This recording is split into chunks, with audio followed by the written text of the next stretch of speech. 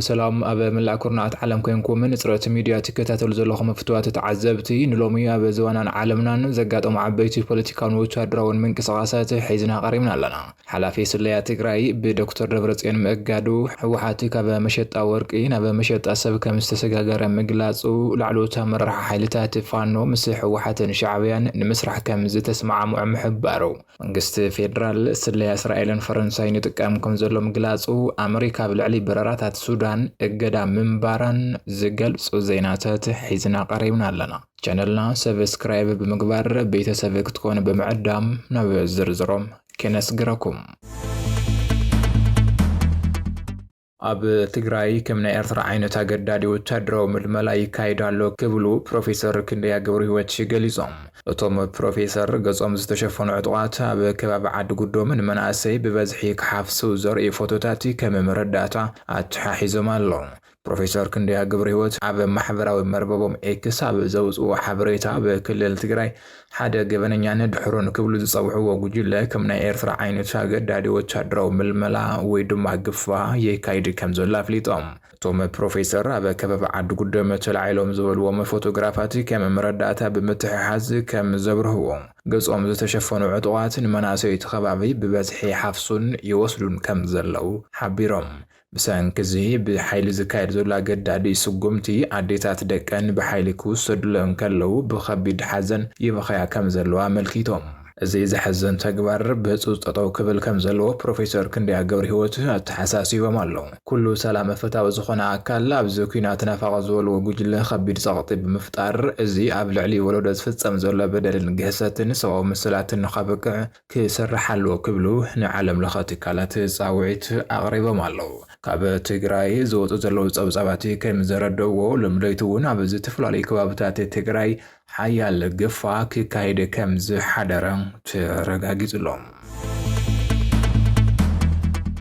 حلفي سليا سراويت تقراي تقدلاي تولد عنبب بحوحات تأقيدو أبزي زحلف وانات بمحبرو ميدياتات أجندا خوينو زغاني قداي حلفي سليا سراويت تقراي تقدلاي تولد عنبب لومي بوقعي بحوحات كمز تأقيد مع خانا الزينة عددبيت ميديا ماسي أبزوز حبري تفليتو بمسرة قلت عددبيت ميديا تقدلاي تولد عنبب قد كم حلالفو لزخالة بسنك 4 عندك ستات مخانو تقليزو كافتو مكستات بزي فقادن بتدقا قابن نابرسي كتماديسو أبا مشترى من ملاس مقبار أفزي حقا ومستقارن من كسغاسن سبات مستتاف نايبحت عاجوتو كم زتقاتل زغارو لكبيد قبنن مس زي حقا ورارن متحللا في المريت زتحازو قدياس مخانو متحابيرو تيزوات أصاب كم زردعو أفل عليزوم كلهم وانجلات اللاي مصرايات تغيريو وصيتتي مصراي دما توما تقاتلهم تبايلهم تخصصهم زنور عجبتو بهيوتي كم زلون بأكل قريبهم كم زموصون ترغاغيزو كونوريلي تولد عنبب ناب كلنا مريت ممحدرات وقع ودوداب بمصحف زصاري خوينو مس ورا مريت تزاميدو أبل علي منم عينة الجبنة ومرداتها كم زي ترخبه تيغليز الله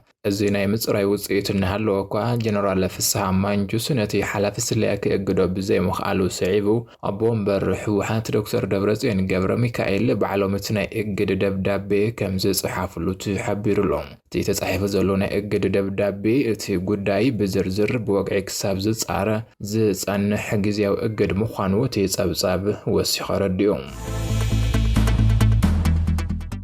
لعلوت مررح حيلتات فانو مسح وحات شعبين مسرح كمز تسمع معتقليزو أبزي قرب أوانات مسح وحات صمدو بمفتاروم كمز تمغاغلو كقلصلهم زصنحو مررح فانو أبزي حزوان مبزحتي مررحاتي حيلي مسح حيلتات تقراين إيرتران استراتيجيكاو صمدو مفتار كمز وسنو تحبيروم توسانا نتوم ناي سمين غوندر حاويسو قاليوم لعلوت مررح فانو زي تغالل مخانو تقليزلهم أبا وشتاوي بوليتيكاونو تادراون جيوبوليتيكاون معبالتات إثيوبيا عبيناي حيل ميزان كغير زخل حدش وسانة كمزت محلالة فايو نعتقلز أزركب تمالي بزوز حبريتا مسرت أبا مونغوزو تفلالي كفلتات حالتات فانو بزتاقبرناي مرحتي الزات مفزحت يوم نايتي من كسقاسا مرار حامس حالتات تقراين إيرتران حبراو صمدون مفتار وقعو وسانة أحليفو مالو تيستم حلالة ناي صمدو وسانة نخلو مناي فانو كفلتات زحاقفة كم زي كوانا تيزي ترخب حابريتا يرد በዚህ መሰረት አይተ ጌታ አስራድ አይተ አሽቻለው በለጠ አይተ ሀብቴ ወልዴና አይተ ዘመነ ምህረትን ዝተባሉ ላዕሎት አመራርሓ ሰሜን ጎንደር ካብዚ ምስ ትግራይን ኤርትራን ዝግበር ሰመምዕ ንዓርሶም ዘግለሉ አመራርሓ ኮይኖም ኣለው። እዞም መራሕቲ እዚኦም ኣብ ናይ ሰሜን ጎንደርን ከባቢኡን ዘለዉ ሓይልታት ዝውክሉ ኮይኖም ምስቶም ናይ ጽምዶ ውሳነ ዝሕለፉ መብዛሕትኦም ናይ ፋኖ አመራርሓ ፍሉይ ቅዋም ከም ዝሓዙ እቲ ጸብጻብ የመልክት። እዚ ኣብ መንጎ ሓይልታት ፋኖ ሓይልታት ትግራይን ኤርትራን ክምስረት ተወሲኑ ዘሎ ሓድሽ ጽምዶ ኣብቲ ዞባ ዘሎ ወታደራዊ ፖለቲካ ብዝተለዋወጠ መልክዑ ንምስራሕ ዝዓለመ ምዃኑ ተንተንቲ ይገልጹ ኣለዉ። እቶም ነቲ ውሳነ ዝደግፍ ኣመራርሓ ከም ዝገለጽዎ እዚ ጽምዶ እዚ ኣብ መንጎ እቶም ኣብ ባይታ ዘለዉ ሓያላት ወገናት ሓበራዊ ምርድዳእ ብምፍጣር ነቲ ዘሎ ወታደራዊ ጸቕጢ ንምምካትን ሓበራዊ ረብሓታት ንምኽባርን ዝዓለመ ስትራቴጂካዊ ስጉምቲ ከም ዝኾነ ሓቢሮም። እቲ ጽምዶ ብወግዒ ናብ ባይታ እንትወሪዱ አንጻር ፌደራል መንግስቲ ዝግበር ወታደራዊ ምንቅስቃስ ሓድሽ መልክዕ ክሕዝ ከም ዝኽእል ትግሊጾም። زي حقاو ጉጅለ ሕወሓት ካብ መሸጣ ወርቂ ናብ መሸጣ ሰብ ተሰጋገሩ ይርከብ ክብሉ ፕሬዝዳንት ውድብ ወለዶ ትግራይ ኣይተ ጉዕሽ ጊደይ ገሊጾም። ፕሬዝዳንት ውድብ ወለዶ ትግራይ ኣይተ ጉዕሽ ጊደይ ኣብ እዋናዊ ኩነታት ትግራይ ኣድሂቦም ኣብ ዝሃብዎ ሓሳብ ዘይ ሕጋዊ ጉጅለ ሕወሓት ንስምምዕ ሰላም ፕሪቶሪያ ብምፍራስን ምስ ደጋዊ ጽላእቲ ብምሕባርን ኩናትን ምውላዕ ኣብ ክልል ትግራይ ኩሎም ፖለቲካውን ሰላማውን መንገድታት ዓጽዩ ብጉልበት ዘመሓድርሉ ኩነታት ፈጢሩ ይዝርከብ ኢሎም። ስምምዕ ሰላም ፕሪቶሪያን ህዝቢ ትግራይ ሰላም ዝፈጠረ ታሪኻዊ ስምምዕ ከም ዝኾነ ብምግላጽ ይኹን እምበር እቲ ብዘይ ኩናትን ዕገርግርን ክነብር ዘይኽእል ዘይሕጋዊ ጉጅለ እቲ ስምምዕ ኣፍሪሶ የየሉ ከም ዝኣወጀ ሓቢሮም። እቲ ዘይሕጋዊ ጉጅለ ዘይገብሮ ዘሎ ምንቅስቃስ ዓለም ለኸ ማሕበረሰብ እውን እናተኸታተሉን እናኾነኖን ከም ዝርከብ ብምግላጽ ነዚ ድማ ሕብረት ኣውሮፓን መንግስቲ ኣሜሪካን ዘውፅዎ መግለጽታት ከም ኣብነት ኣልዒሎም። እቲ ዘይሕጋዊ ጉጅለ ብሽም ጽምዶ ምስ ታሪኻውያን ጸላቲ ኢትዮጵያ ዝገብሮ ዘሎ ምንቅስቃስ እውን ክሕደት ሃገር አንጻር ሕገ መንግስትን ረብሓ ህዝቢ ትግራይን ኢሎም። እቲ ጉጅለ ካብ ዝፈጠራት ሒዙ አንጻር ሃገርን ህዝቢ ትግራይን ዝቃለስ ሓይሊ ከም ዝኾነ ብምሕባር ካብ ንረብሓ ትግራይን ኢትዮጵያን ንረብሓ ኤርትራ ዝተቃለሰሉ ከም ዝዕብለሉ እውን ኣረዲዮም። ህዝቢ ትግራይ እቲ ጉጅለ ካብ ዝመርሖም ኩሎም ኩናታት ዝኾነ ረብሓ ከም ዘይረኸበ ዝገለጹ ኣይተ ጉዕሽ እዚ ጉጅለ ሕዚ እውን በቲ ተደጋጋሚ ዝወድቀሉ መንገዲ እናተጓዓዘን ምስ ደጋውን ውሽጣውን ጸላእቲ ተሰሊፉ ንኩናት እናተዳለወን ከም ዝርከብ ገሊጾም። እቲ ጉጅለ ኣብ ትግራይ ሕጊ ኣራዊት ብምጽዳቕ መናእሰይ እናገፈፈን ንወለዱ እናኣሰረን ወለዶ ንምጽናት እናሰርሐ ከም ዝርከብ ብምሕባር እዚ ድማ ኩሉ ህዝቢ ትግራይ አንጻር እቲ ጉጅለ ከም ዝኾነን ብድሌቱ ከም ዘይዋገአሉን ዘረጋግጽ ኢሎም። እቲ ዘይሕጋዊ ጉጅለ ቅድሚ ሕዚ ወርቁ እዩ ዝሸይጥ ነይሩ ዝበሉ ፕሬዝዳንት ውድብ ወለዶ ኣይተ ጉዕሽ ኣብዚ ሕዚ እዋን ድማ ንመናእሰይ ትግራይ ናብ ኩናት ሱዳን ብምሻጥ ፍልፍል ኣታዊ እናገበሮም ከም ዝርከብ ተዛሪቦም። መንግስቲ ፌደራል እቲ ዘይሕጋዊ ጉጅለ ክሳብ ሓዚን ዝገበሮም ዘይሕጋዊ ምንቅስቃሳት ብትዕግስቲ ዘይተረጋግዐን ሰላማውን ዝኾነ መንገዲ ንምፍታሕ ዝገብርሎ ጻዕሪ ንኢዶም። ይኹን እምበር እቲ ጉጅለ ዝገብሮ ዘሎ ምንቅስቃስ ናብ ሓደገኛ ብርኪ ስለ ዝተሰጋገር ህዝቢ ትግራይ ምድሓንን ሉዓላውነት ሃገር ምኽባርን ዘኽእሉ ሕገ መንግስታውን ፖለቲካውን ስራሕቲ ክሰርሕ ኣለዎ ኢሎም።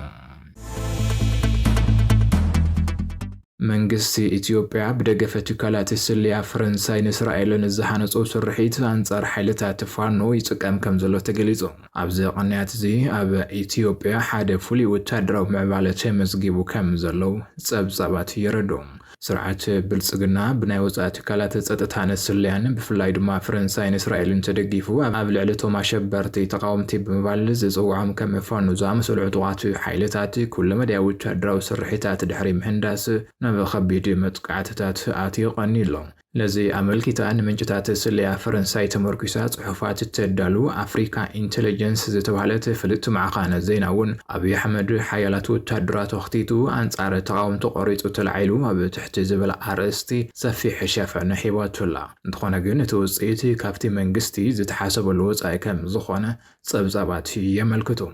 ኣዛዘይቲ ወታደራዊ ስርሒት ዝነበረ መጀር ጀነራል ኣለምሸት ደግፌ ከም ዝገለጾ ኣብ ባይታ ብዝተገብረ ናይ ፊት ንፊት ግጥማት ከቢድ ብድሆን ሰራትን ኣጋጢምዎ ኣሎ። መጀር ጀነራል ኣለምሸት ደግፌ ፋኖ ምስ ከም ኦነግ ሕወሓት ከምኡውን ካልኦት ናይ ወጻኢ ሓይልታት ዝበሎም ተናቢቡ ይሰርሕ ምህላው ገሊጾም ኣለዉ።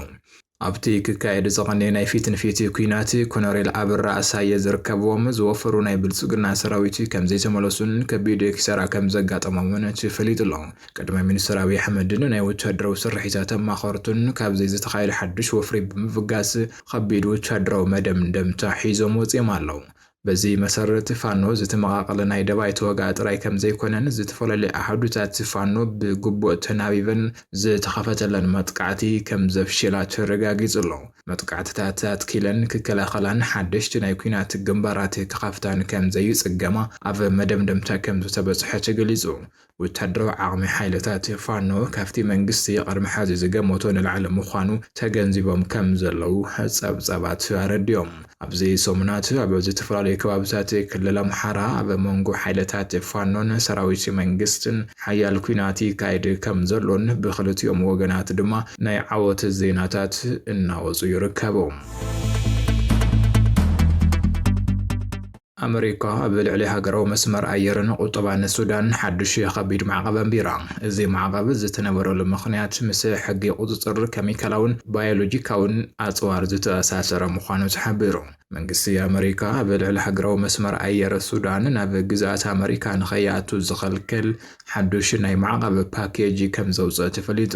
መንግስቲ ኣሜሪካ ኣብ ልዕሊ ሱዳን በዚ ሕጊ መሰረት ናይ መጀመርታ ደረጃ ማዕቀብ ዘንበረሉ ዝሓለፈ ዓመት 27 ሰነ 2025 ኣቆጻጽራ ኣውሮፓውያን ከም ዝነበረ ዝዝከር እዩ። ኣብቲ እዋን ሱዳን ኩሉ ዓይነት ኬሚካላዊ ኣጽዋር ምጥቃም ክተቋርጽን ኣብ ትሕቲ ሕጊ ዘለዎ ዓለምለኻዊ ግዴታታት ክተማልእን ናይ ሓደ ዓመት ናይ ግዜ ገደብ ተዋሂብዋ ነይሩ። ማዕኸን ዜና ሬድዮ ዳባንጋ ከም ዝጸብጸቦ እቲ ዝተቐመጠ ናይ ሓደ ዓመት ገደብ ብምዝዛሙ ኣሜሪካ ናብቲ ካልኣይ ዙር ከቢድ ማዕቀብ ክትሰጋገር ገይሩሎ። በዚ መሰረት ድማ መንግስታውያን መስመራት ኣየር ሱዳን ናይ ተጓዓዝቲ ይኹን ናይ ጽዕነት በረራታት ናብ ዝኾነ ይኹን ናይ ኣሜሪካ ግዝኣት ከይበሩ ኣጊዶም ኣሎ። ኣብዚ ካልኣይ ዙር ማዕቀብ ካብ ዝተነበሩ ከበድቲ እገዳታት ሓደ ሱዳን ካብ ዝኾነ ይኹን ዓለምለኻዊ ትካል ፋይናንስ ናይ ገንዘብ ደገፍ ኾነ ልቓሕ ንኸይትረክብ ዝኸልክል ውሳነ እዩ። ማእኸል መጽናዕትን ምርምርን ሲቪል አቪዬሽን ሱዳን ንማዕኸናት ዜና ብዝሃቦ መብርሂ እዚ ናይ በረራ እገዳ ኣብ ልዕሊ ሱዳን ዘምጽኦ ፍሉይ ጽልዋ የለን ኢሉ ኣሎ። ምኽንያቱ ድማ ኣብዚ እዋን ካብ ሱዳን ናብ ኣሜሪካ ዝግበር ምንም ዓይነት ናይ ቀጥታ በረራ ከም ዘየለን ናይ ሱዳን መንግስታውያን ኣየር መንገዲ ናብ ኣሜሪካ ምብራር ካብ ዘቋርጻ እውን ዓመታት ኣቁጢሮም ከም ዘለው ተሓቢሩ። ይኹን እምበር እቲ ናይ ልቓሕን ፋይናንስን ክልከላ ግን ኣብ ልዕሊ ቁጠባት ሃገር ዓብዪ ጽልዋ ክፈጥር ከም ዝኽእል እቲ ማእኸል ሓቢሩሎ። ብተወሳኺ መንግስቲ ኣሜሪካ ነቲ ኣብ ሱዳን ዘሎ ውሽጣዊ ግጭት የነሃብር ኣለዉ ንዝበሎም 8 ውልቀ ሰባትን ትካላትን ኣመልኪቱ ሓድሽ ማዕቀብ ከም ዘንበረሎም ዝዝከር እዩ። ዝኸበርኩም ተዓዘብቲ መደባትና ንሎሚ ዘዋድናዮም ሓበሬታታት ኣብዚ ዛዚምና ኣለና። ንምክትታልኩም ነመስግን። ሰላም።